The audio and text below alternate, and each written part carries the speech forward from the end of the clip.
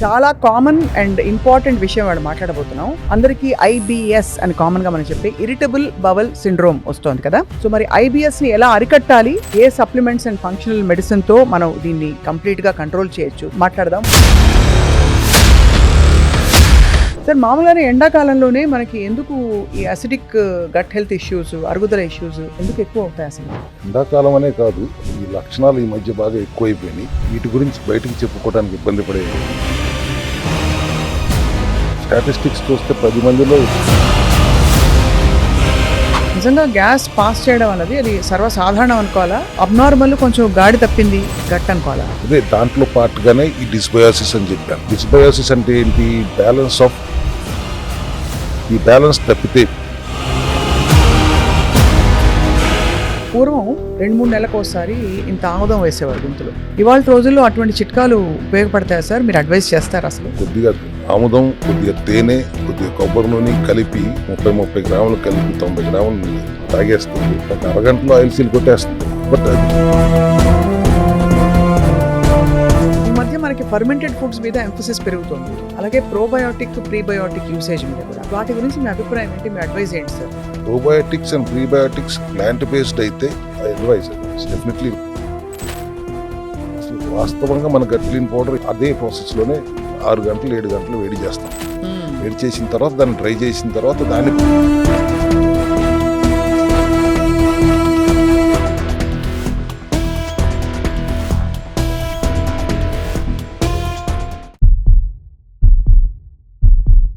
అందరికీ నమస్కారం. Cell health సిరీస్లో నెక్స్ట్ ఎపిసోడ్కి వెల్కమ్. చాలా కామన్ అండ్ ఇంపార్టెంట్ విషయం వాడు మాట్లాడబోతున్నాం. మామూలుగానే మనకి తిన్నది అరుగుదల కాక, లేదు తినే పదార్థాలు పడక రకరకాల ఇంటాలరెన్సెస్ ఈ మధ్య డెవలప్ అవుతున్నాయి. అందరికీ ఐబిఎస్ అని కామన్గా మనం చెప్పే ఇరిటబుల్ బవల్ సిండ్రోమ్ వస్తోంది కదా. ఎండాకాలం వస్తే అది మరింతగా జటిలం అవుతుంటుంది ఈ సమస్య. సో మరి ఐబిఎస్ని ఎలా అరికట్టాలి, ఎంత వాటర్ తీసుకుంటే మనకి ఆరోగ్యంగా ఉంటుంది, అలాగే ఏ సప్లిమెంట్స్ అండ్ ఫంక్షనల్ మెడిసిన్తో మనం దీన్ని కంప్లీట్గా కంట్రోల్ చేయొచ్చు, సమ్మర్లో హెల్తీగా హ్యాపీగా ఉండాలి ఎలాగా మాట్లాడదాం. మనతో పాటు founder of cell Health clinics, అందరికీ సుపరిచితులు, డాక్టర్ చింతా రవికుమార్ గారు ఉన్నారు స్టూడియోలో. Sir, welcome once again sir. Hello, సమ్మర్కి రెడీ అయిపోతున్నారా సార్?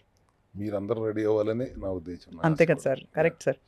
సార్, మామూలుగానే ఎండాకాలంలోనే మనకి ఎందుకు ఈ అసిడిక్ గట్ హెల్త్ ఇష్యూస్, అరుగుదల ఇష్యూస్ ఇవన్నీ కొంచెం ఎందుకు ఎక్కువ అవుతాయి అసలు?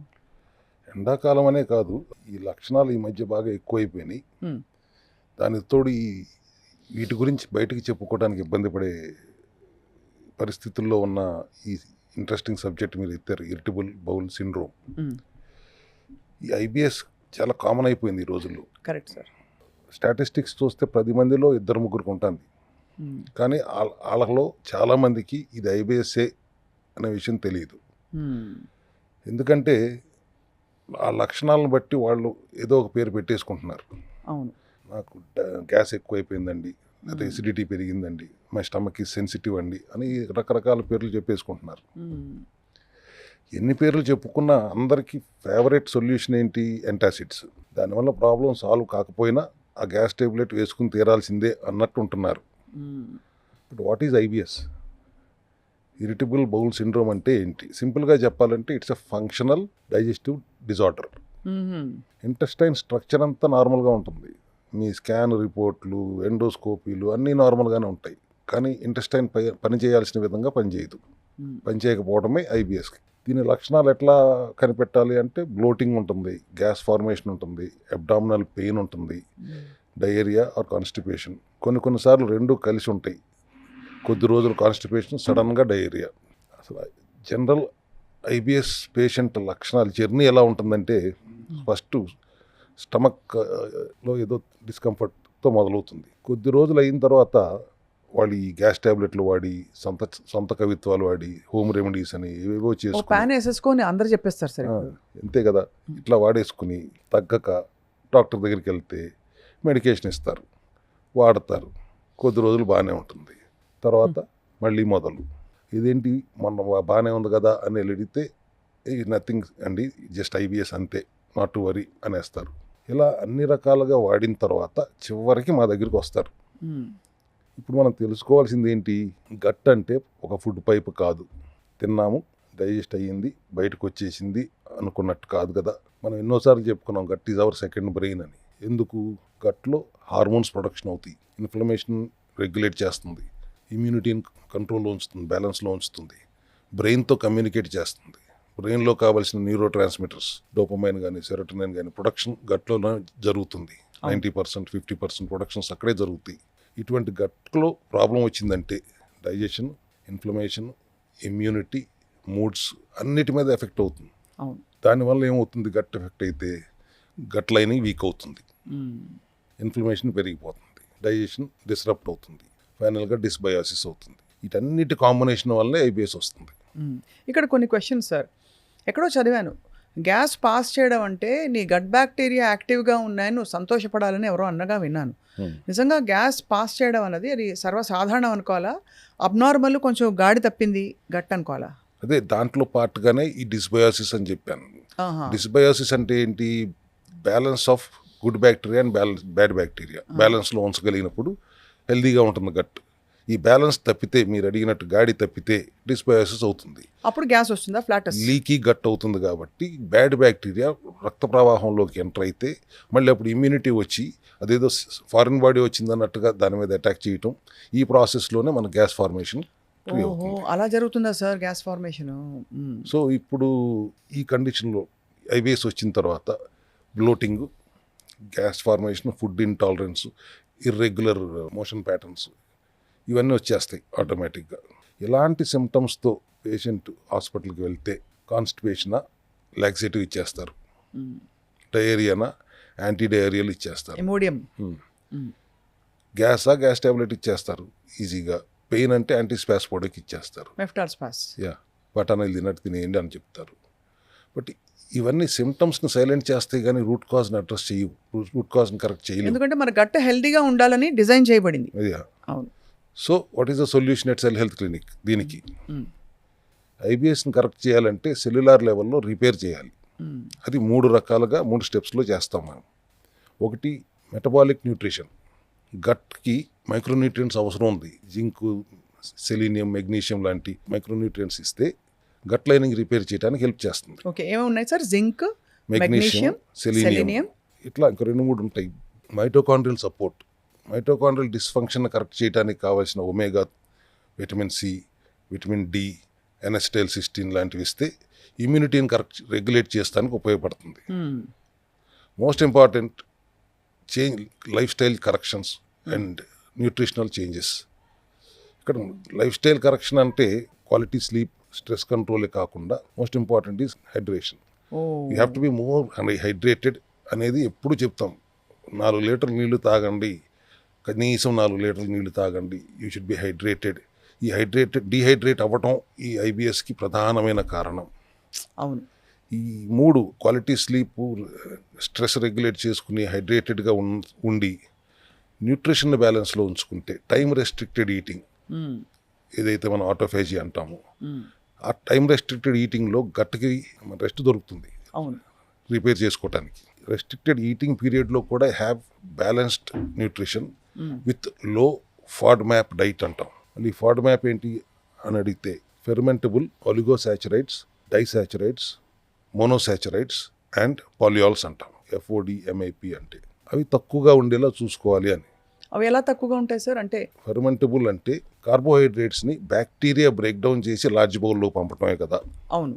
దానిలో ఒలిగోసాచురైట్స్ అంటే వీట్లో, గార్లిక్లో, ఆనియన్స్లో లభిస్తుంది. అది డైసాచురేట్స్ అంటే lactose, mostly available in dairy ప్రొడక్ట్స్లో దొరుకుతుంది. మోనోసాచురేట్స్ అంటే ఫ్రక్టోస్, కొన్ని యాపిల్స్, హనీ లాంటి ఫ్రూట్స్లో, కార్న్ సిరప్స్ వీటిలో దొరుకుతుంది. అండ్ పాలియాల్స్ అంటే షుగరీ ఆల్కహాల్స్, మోస్ట్లీ పిట్స్ ఉన్న ఫ్రూట్స్, చెర్రీస్ కానీ కొన్ని ఆర్టిఫిషియల్ స్వీట్నర్స్లో వీటిలో దొరుకుతుంది. ఇవన్నీ తక్కువగా ఉండేలా చూసుకోవాలి అనేది. ఇది భలే ఉంది సార్ ఈ చెక్ లిస్ట్ మీరు చెప్పింది. అంటే ఇవన్నీ చెక్ లిస్ట్ తక్కువ మోతాదులో ఉంచడం వల్ల గట్ హెల్దీగా ఉంటుంది కాబట్టి వీటిని బాగా తగ్గించమని చెప్తున్నారు మీరు. దాన్ని నేను డిజైన్ ఇట్ యాస్ లో ఫాడ్ మ్యాప్ డైట్ అన్నా. లో ఫార్మాప్ డైట్. ఫాడ్ మ్యాప్. ఎఫ్ అంటే ఫెర్మెంటబుల్, ఓ అంటే ఒలిగోసాచురైట్స్, డి అంటే డైసాచురైట్స్, ఎం అంటే మోనోసాచురైట్స్, ఏ అంటే ఎండే, పి అంటే పాలియాల్స్. ఇవి తక్కువగా ఉండేలా చూసుకోవాలి. పాలియాల్స్ ఏమున్నాయి సార్ చెప్పండి, లాస్ట్లో మనకి అన్నీ అయ్యే వచ్చాయి. చెర్రీస్ అండ్ కొన్ని ఆర్టిఫిషియల్ స్వీట్నర్స్, గ్రేప్స్ అవి కూడా అది అందులోకే వస్తాయి. గింజలున్న ఫ్రూట్స్లో ఫ్రూట్స్లో ఎక్కువ మోతాదు ఉంటుంది. సో ఇవి బాగా తక్కువ మోతాదులో తీసుకోవాలి ఫస్ట్, అది డయట్ పరంగా. ఇట్లా మంచి ఈ నిద్ర కాంబినేషన్ నిద్ర ఆటోమేటిక్గా లైఫ్ స్టైల్ చేంజెస్లోనే క్వాలిటీ స్లీప్, సర్కేడియన్ రిథమ్ ఉండాలి కాబట్టి గట్కి కాస్త రెస్ట్ ఇవ్వాలి. మూడోది చెప్పారు మీరు. yes, అండ్ ఎసెన్షియల్ వైటమిన్స్ అవి అవసరం, సప్లిమెంట్స్, జింక్, మెగ్నీషియం, ఇవన్నీ కూడా vitamin C, zinc, magnesium and also omega డెఫినెట్గా అవసరం.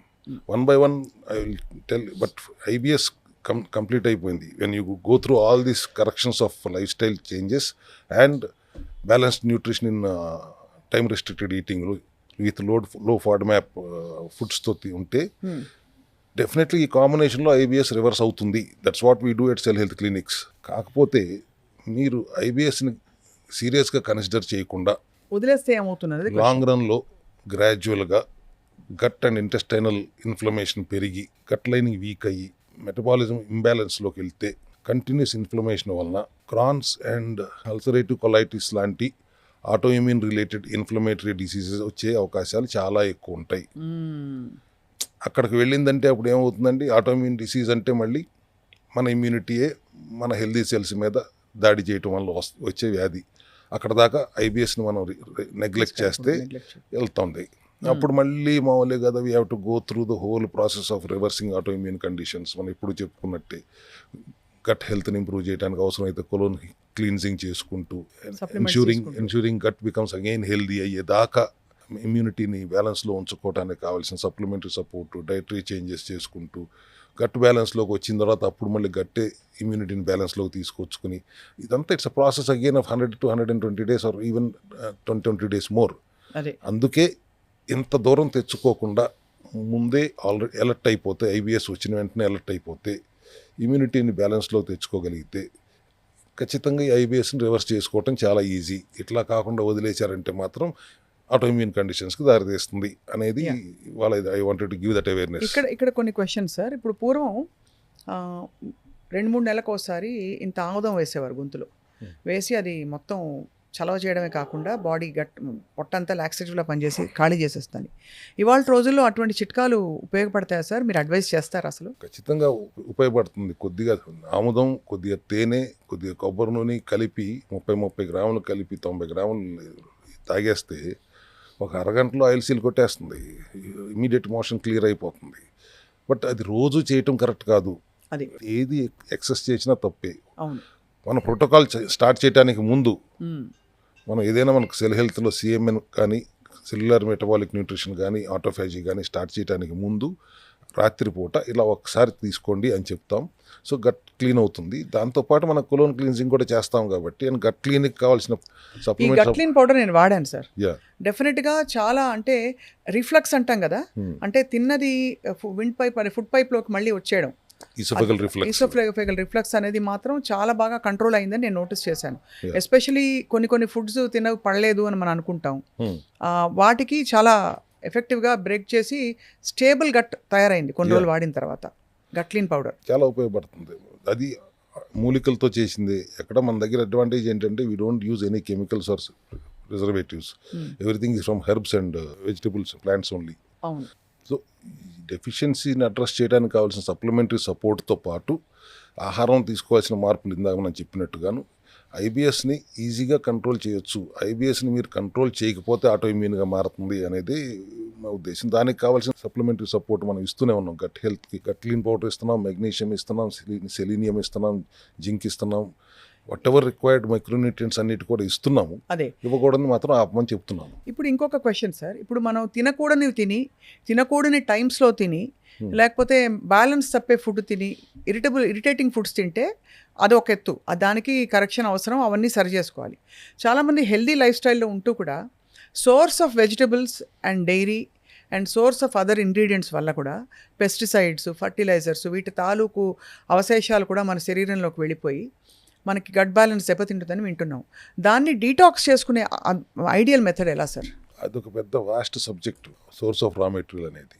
డీటాక్స్ చేసుకోవటం మన దగ్గర ఉన్న మెథడాలజీలో ఒకటి గట్ క్లీన్ పౌడర్ వాడుతున్నారు, ఒకటి కొలోన్ హైడ్రోథెరపీ వాడుతున్నారు. We are talking about gut detox only.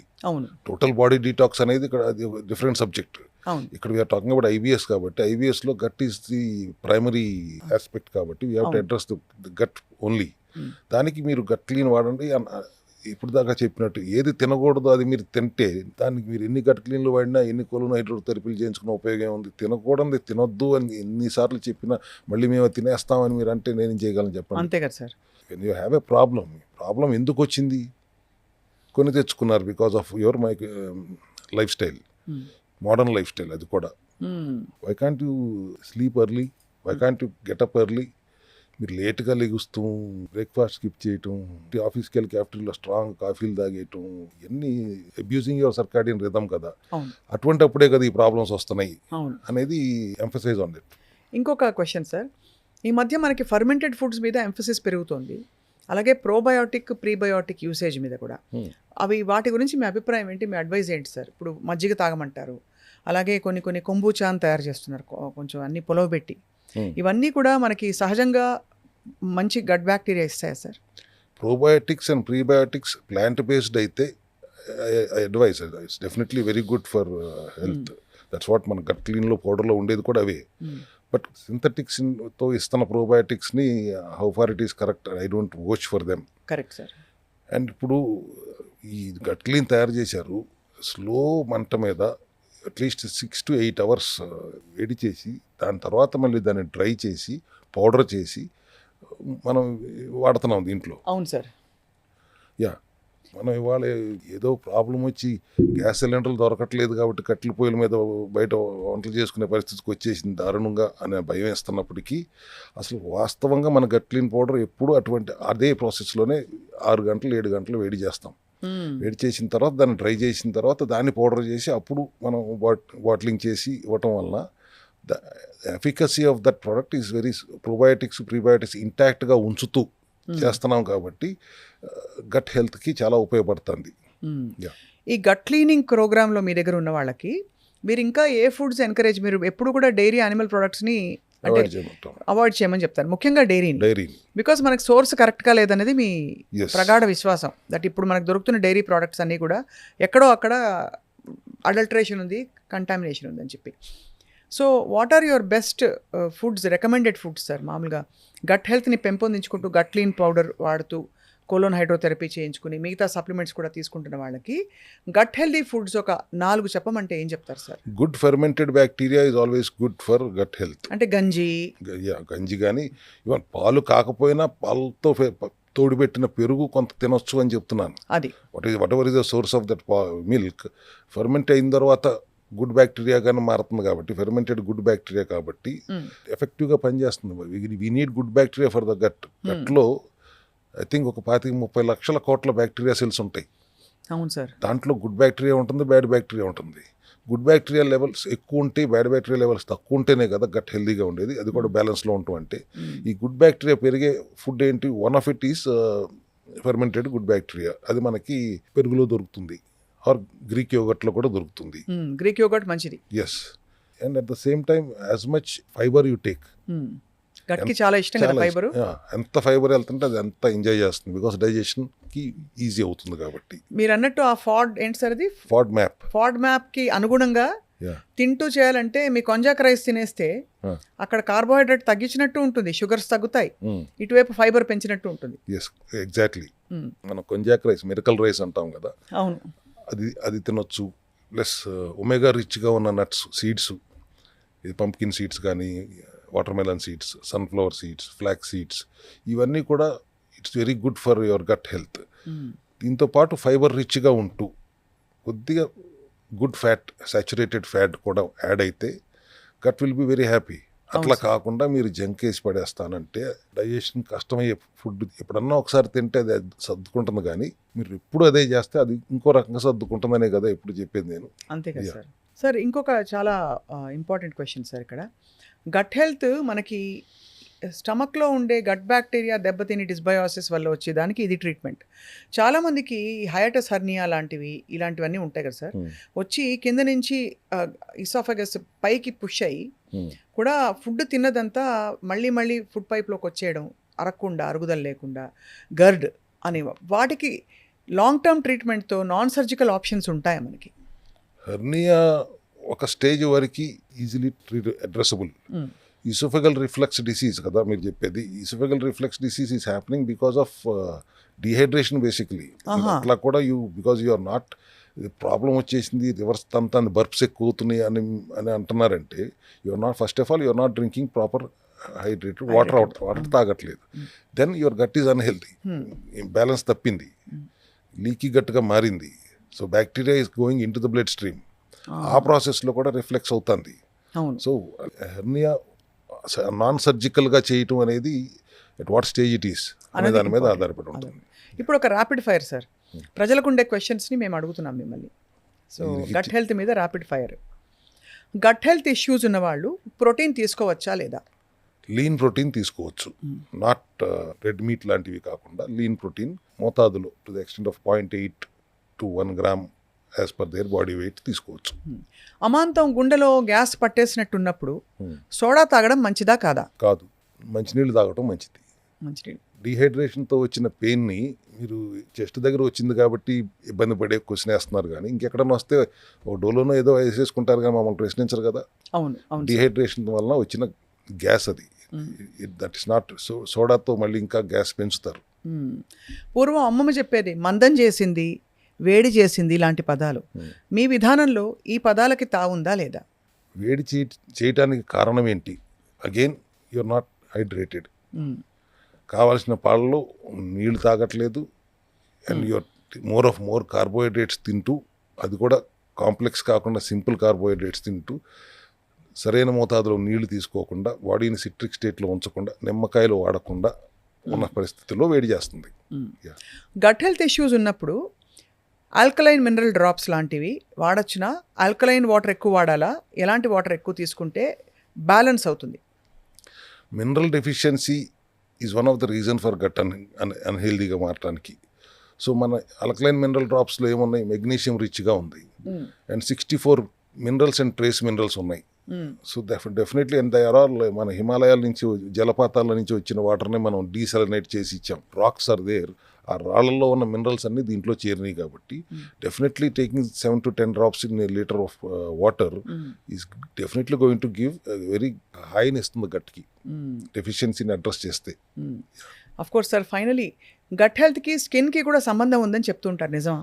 Obviously skin problem అంటే immunity is not functioning properly. ఇప్పుడు ఫర్ ఎగ్జాంపుల్ సోరియాసిసే అనుకోండి, that is why because it's immunity is working against your body. అది psoriasis అంటే skin problem కాదు, అది immunity over action.